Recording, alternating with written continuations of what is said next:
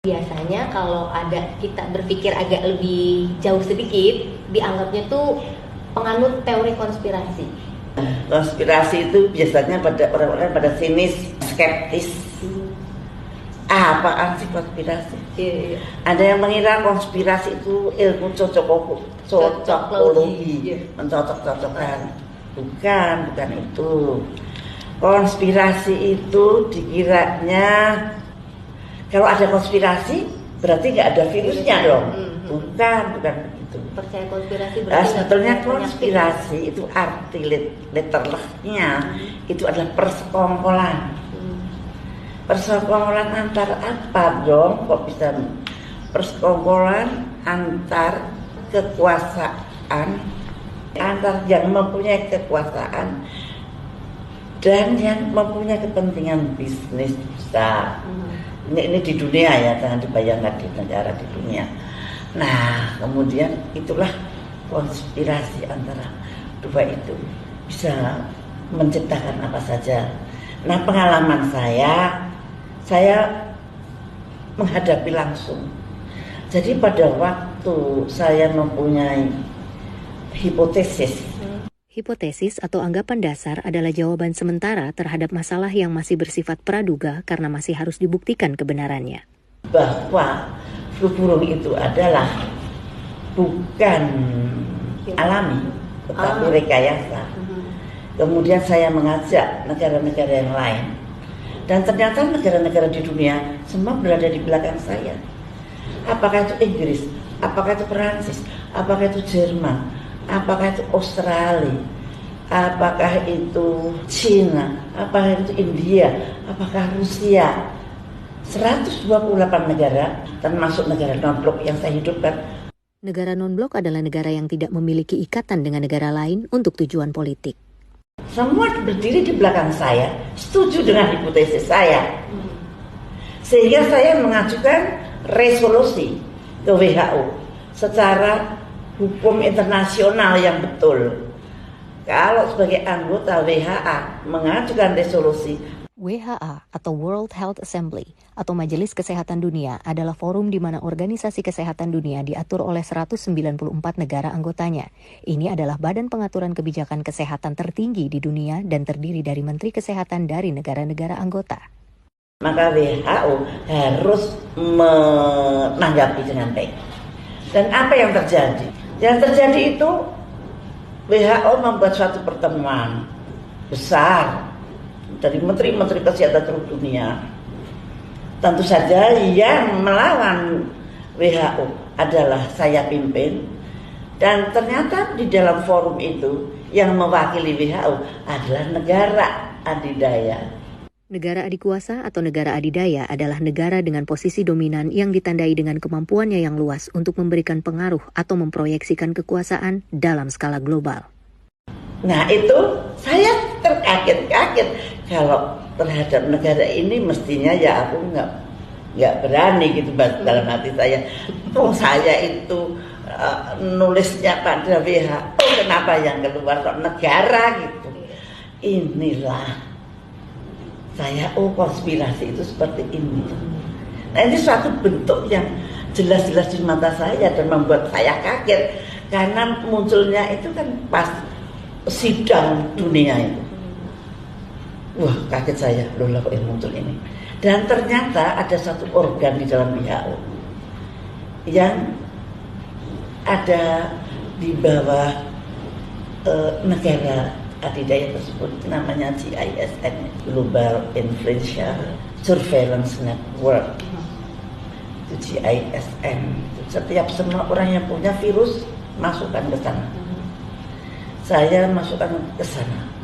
Tapi ternyata tiba-tiba virusnya Vietnam dibikin vaksin, dijual ke saya. Loh, kamu pakai virusnya siapa Pak? Bikin vaksin. Pakai virus Vietnam Bu.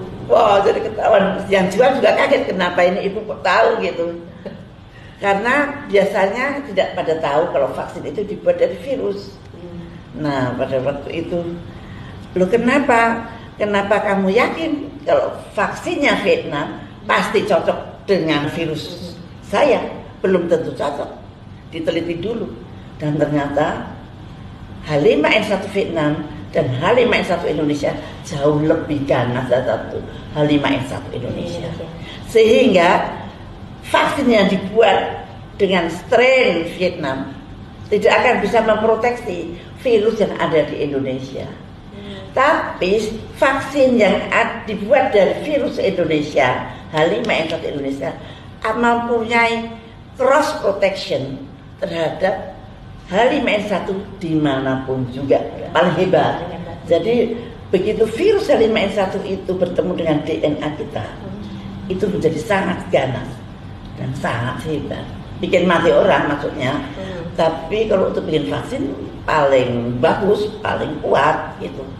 Nah yang saya nggak tahu vaksin yang sekarang ini tidak ada strain-strainan, padahal justru COVID ini adalah virus genom. Genom adalah keseluruhan informasi genetik yang dimiliki suatu sel yang memuat informasi tersebut. Tapi kenapa strain-strain itu kok dihilangkan dari nama itu? Dulu nama itu H5N1 Indonesian strain, H5N1 Vietnam strain. Sekarang nggak ada strain itu. WHO menamakan semau-maunya jadi COVID-19. Berasal dari mana? Seolah-olah COVID-19 itu sama seluruh dunia. Padahal kan beda. Yang ada di Wuhan, yang ada di Indonesia, yang ada di Eropa, yang ada di Amerika berbeda. Why? Kok dinamakan sama? Ini suatu tanda tanya yang pasti ada udang di balik batu lah kenapa dinamakan seperti itu. Nanti pada season yang nanti yang akan datang kita bisa menerangkan itu why-nya. Kenapa kok nama dari COVID-19 tidak sesuai dengan nomenklatur dari virus biasa. Nomenklatur adalah pembentukan tata susunan dan aturan pemberian nama objek studi bagi cabang ilmu pengetahuan. Arti lainnya adalah penamaan yang dipakai dalam bidang atau ilmu tertentu dan seringkali atas dasar kesepakatan internasional. Sekarang kita nggak tahu nih vaksin yang dipakai sekarang ini dari berbagai macam merek juga kita belum tahu juga ya Bu. Tidak transparan. Contohnya Pfizer. Pfizer itu hanya memakai kode genetik dari spike protein. Spike protein punya siapa? Punya virus. Virusnya virus sigma yang mana? Nah, kalau hanya kode genetiknya aja kok yang saya ambil, saya nggak pakai virus. Ya nggak bisa gitu, kode genetiknya dapat dari mana? Punya virus yang mana? Berarti untuk tingkat keamanannya vaksin itu gimana Bu? Menurut Ibu? Ada Sinovac, ada Pfizer, ada ya kita ini sambil divaksin sambil meneliti. Kita ini adalah untuk uji coba besar-besaran yang dilakukan sekarang dunia ini di dunia. Ya, uji coba dunia besar-besaran. Yang namanya Pfizer dengan AstraZeneca itu cara membuat dengan mRNA dan DNA itu belum pernah dilakukan di dunia. Efeknya nanti jangka panjang seperti apa? Tidak ada yang tahu. Berarti kalau misalnya suatu saat terjadi sesuatu, ini tanggung jawab siapa itu?